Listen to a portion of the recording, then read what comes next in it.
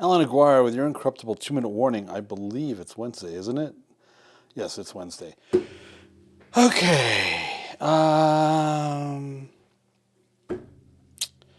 2 Corinthians. Incorruptible 2-minute warning.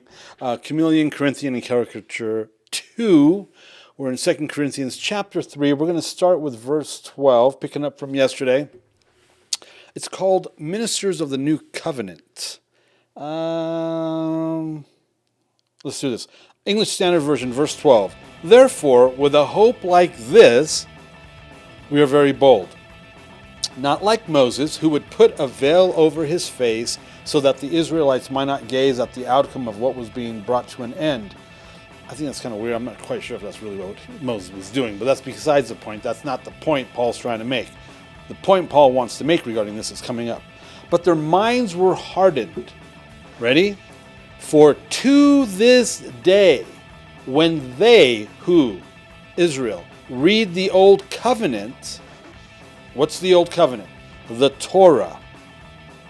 That same veil remains unlifted, because only through Messiah is it taken away. Understand what I just said? Well, I'm sorry.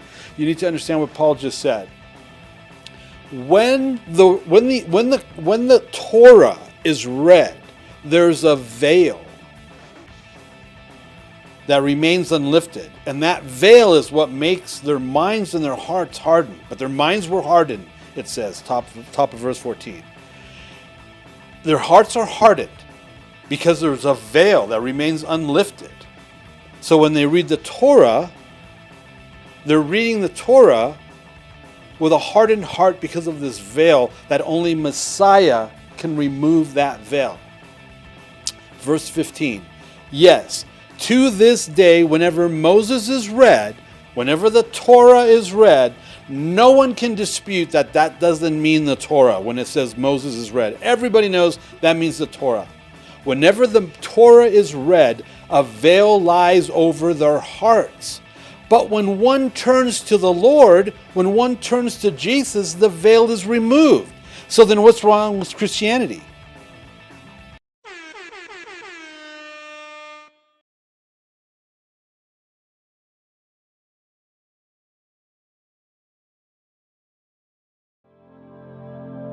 The views and opinions expressed during our broadcasts are solely those of the broadcast producers, hosts, and/or guests, etc., and are not necessarily the views or opinions of the Travelog Network, its sponsors, or affiliates.